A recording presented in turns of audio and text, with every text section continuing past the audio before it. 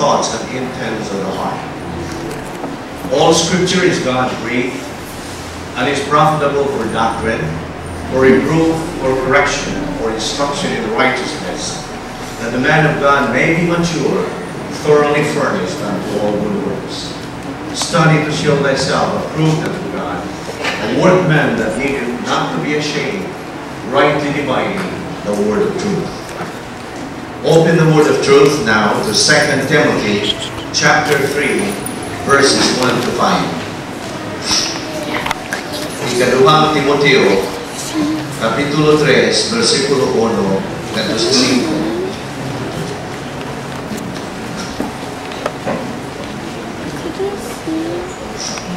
Second, for men will be lovers of themselves, lovers of money, boasters, proud, blasphemers, disobedient to parents, unthankful, unholy, unloving, unforgiving, slanderers, without self-control, brutal, despisers of good, traitors, headstrong, haughty, lovers of pleasure rather than lovers of God, having a form of godliness, but denying its power, and from such people turn away. It has been our custom as doctrinal believers, as usual on Sunday morning, or in any other time that we doctrinal believers meet to study the Word of God.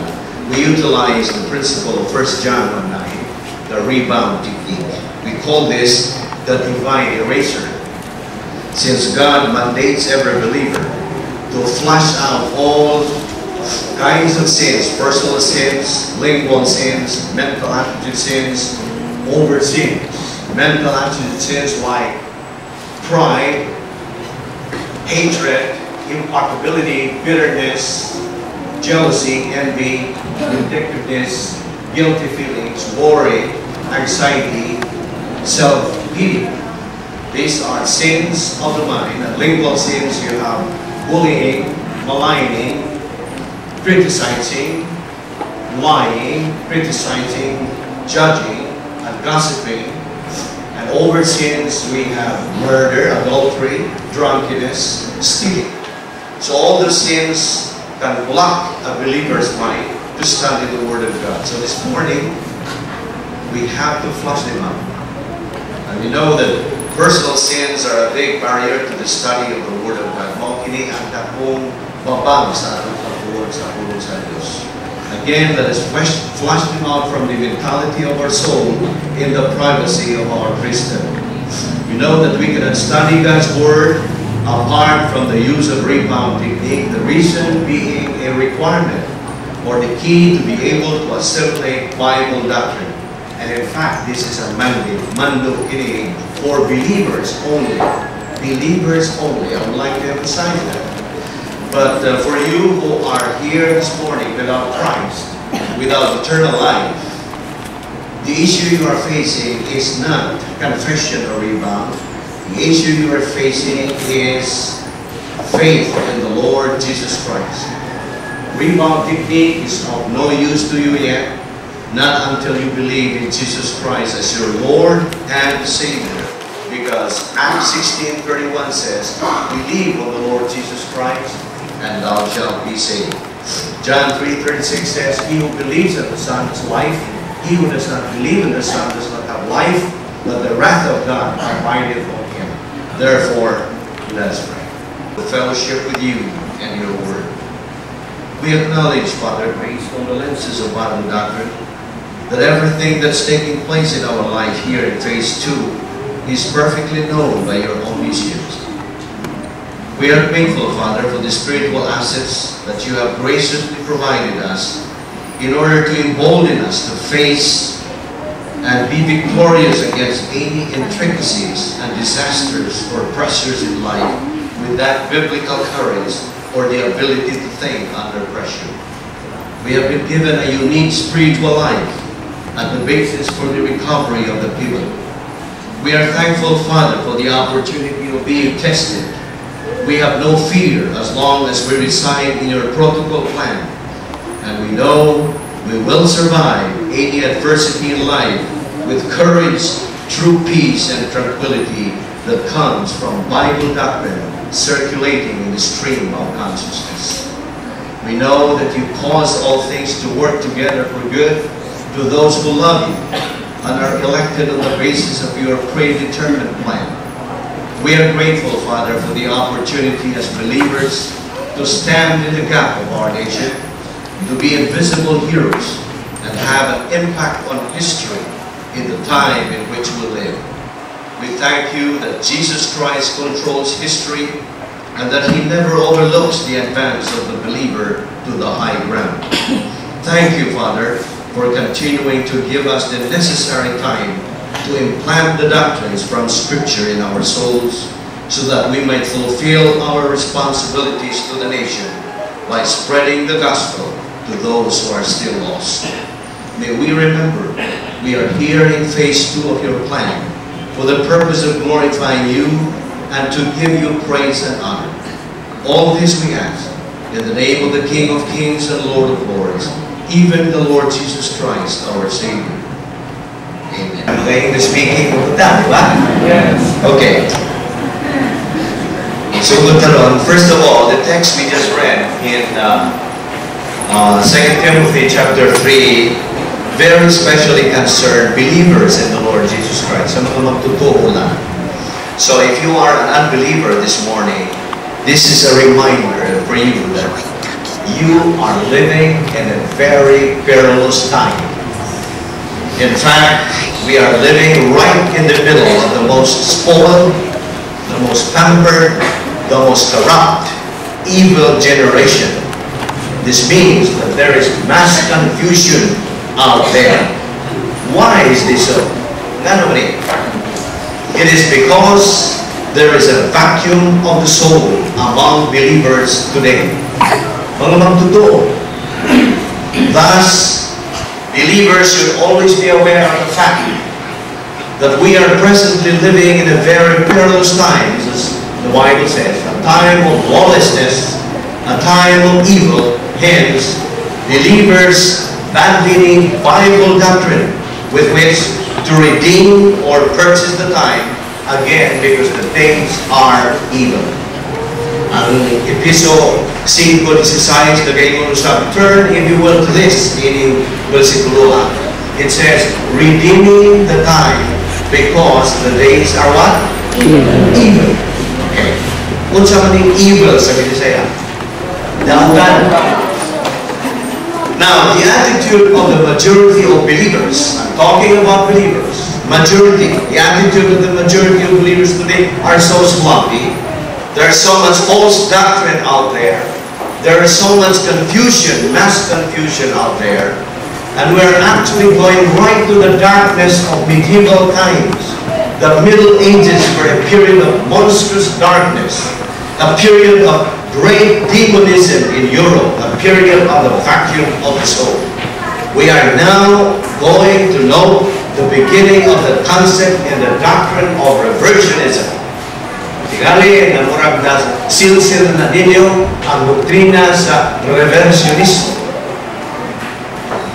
Can you recall the 8 stages of reversionism? Number 1 is reaction. Number 2 is frantic search for happiness. So, Operation Boomerang, emotional revolt of the soul, negative volition to Bible doctrine, blackout of the soul, scar tissue of the soul, reverse process, reversionism. So this is the 8 stages of reversionism. Ang akong mga estudyante dito sa Amerika, memorize na nila, naghimo sila o some kind of a keyword, password, na di nila malimitan the 8 stages of reversionism. Because this is the pitfall of every believer. Primero reaction, naminaw ka sa doktrina, buriya ka dayon, kaya naigo ka. Okay? Diha magsugod, mao gani unang ang. So, kung dilitin mo na i-rebound, sakto na mo na sa amsa. Because your mind is empty, your mentality of the soul is empty, therefore, you search frantically for happiness, right? So, magsugod na ang imong reversionism. And a believer who is out of the plan of God, who is a reversionist, does not like himself. He hates himself. He cannot enjoy anything in life.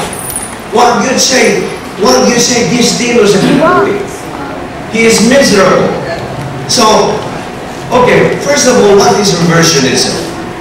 Well, most Christians today, kasagaran mga kasimbahan at mga ebanghelyo, most Christian churches call backsliding, right? Backsliding is a word that the dictionary defines as to change completely, to turn in an opposite direction, to turn backward, to reverse. Na pag-drive mo, yung gusto mong reverse, that's it. Balik ka sa atras.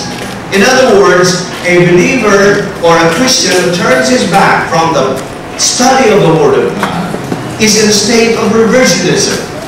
Kanihanto, he used to love, prioritize the Word of God, but now he has totally changed his priority and love. He now has a wrong priority in life. Instead of loving the Word of God, he now loves the world and its system, its viewpoints, its concepts, which are dead opposite to the thinking of God, dead opposite to the mind of Christ. In other words, he's now beginning to be under the influence and control of the world system. Basta? World system na ang nagdumana sa kinabuhi. In short, he's now living a world of unreality. Confused life, miserable life, a life of unbelief. He is now on self-absorption, self-preoccupation. Siya na mismo ang iyang itanaw. Di na ang ibang tao. He is thinking about himself. He is conscious about himself. He is justifying himself. He is under God's discipline. Pag-iining mamambahin sa iyang kinabuhi in that stage in his life, he begins to be unstable. He makes a lot of wrong and bad decisions. He begins to complain. He begins to moan. He begins to gripe. He begins to get bored in life. In short, he has no more capacity to enjoy life. He does not like himself. Now, if you are a believer this morning, would you like to experience that? A believer in reversionism is in a terrible misery in life. Kaya kinsa naman ang lumala sa iyang kinabuhi? Si Satanas na mismo. Satan, who is God's arch enemy, has successfully got hold of him by influencing Satan's demonic viewpoints on him. And since Satan is the most miserable creature of God, Satan himself wants every believer distracted from the Word of God, thus become miserable like him. In the States, we call this the principle MLC. You know what we mean by MLC? Misery loves company. Si Satanas is miserable. He loves company. He wants you believers to be ma-attract niya. Because once he influences your life as a believer, then naghanap niya sakop. This is misery loves company. But always remember the principle. Once a believer, always a believer.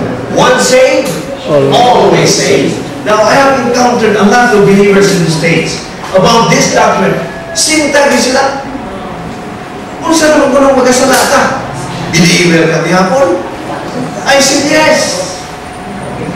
I enrolled in one of the seminaries there. I'm telling you, unya din ng mga questionnaire. Ang ilang mga questionnaire, bigil sa doktrina. I answered ang ilang mga question. I answered them, but they scored me 98%. 90%, pero di ay mga punto na ako yung ditubag, ang ilang seminaryo niyo sa saan yung doktrina? You see? That is the point na akong express ninyo. Once a child of God, always a child of God. Kaya naman, your sins are no longer an issue.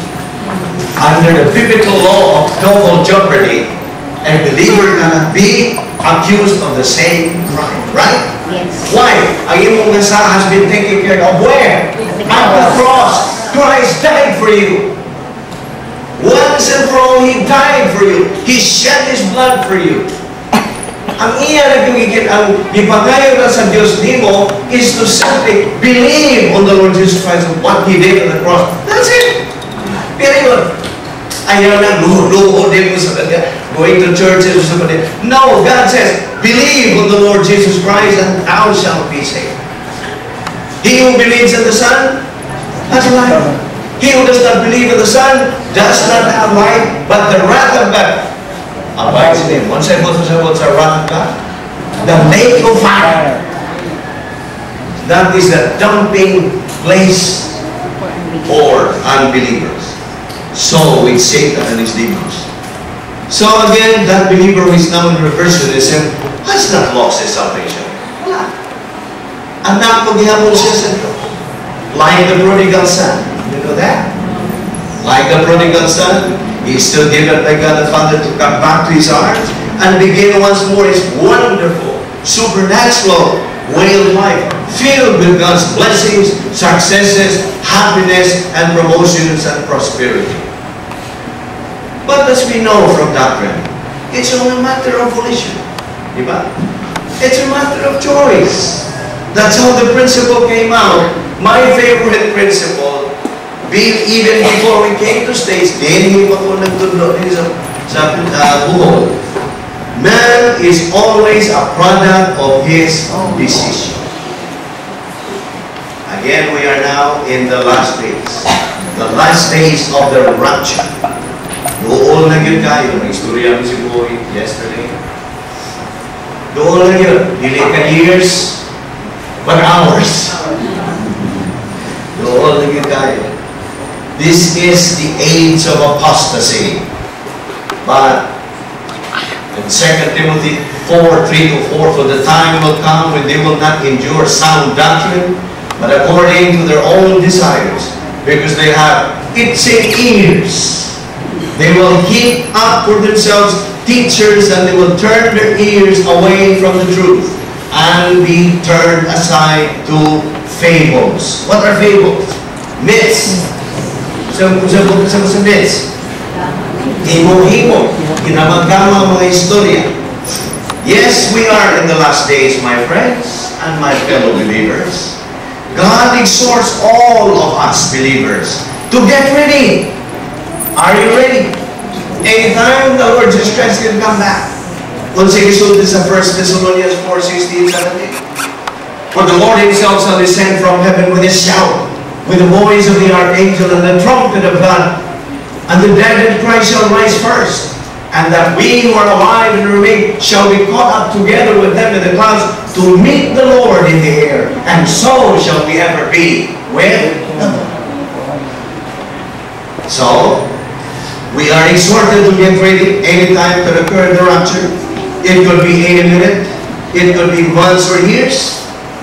But we have the doctrine of imminency. It can happen in a split second, faster than the wink of an eye, as fast as 1/60th of a second. Thus, God exhorts all believers to redeem the time, because the days are evil. Yes, we are an intensely evil and spoiled generation, whether we like it or not. You and I are living in this spoiled, rotten, stupid generation. A generation of entertainment. What was America? Ang mga entertainment places ng sabot, kadaghan. Las Vegas, oh, it's sinigilan nyo sila improve dito sa mga entertainment. Why? You know why? Are you seeing the picture? Because people there are empty. Frantic search for happiness. People there want to be entertained. They are willing to pay a lot of money just to be entertained. They are very much willing to pay any amount just so they can be entertained. This generation, based on God's inerrant word, is now ripe for judgment. Just to remind you of the biblical principle, grace before judgment. The United States of America, where we are in, is ripe for God's spanking. I think we're familiar with it now. Sa inyong pastor, he has been discussing all this. Ripe for God's spanking. The U.S. being a what kind of nation? A client nation to God. Client. By the way, what is a client nation? And you know already. That's in review. So the client nation, USA, is currently under God's discipline. Yes, nobody can argue that the United States of America is still the greatest nation in the whole world. The greatest nation. We just celebrated our Independence Day, July 4. Tandog yung kasa pagka-patriotic sa mga Amerikano. But, like I said, this greatest nation in the world, like any believer in Christ, has obviously failed in the last spiritual momentum test. What is the last spiritual momentum test? You remember how many spiritual momentum tests? A momentum test. Would be keyword ini nga di malimtan nila. OCHA HDP. Sagot ko sa to. Old signature, people, thought, systems.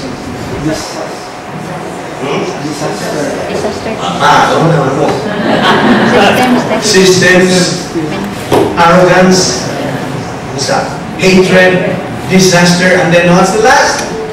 Prosperity test. The hardest test. Nandaghan yung pakya sa mga magtotoo. You know yourself how prospered and progressive and abundant United States is. Right? You know what yun? With practically all things that man needs in life, anything that money can buy, client nation USA is still no doubt still the greatest country in the world. So with all her overflowing abundance and immeasurable blessings abounding, her people, majority of whom are believers in Christ, Christian, saved, regenerate people, are just skeptically cold or lukewarm,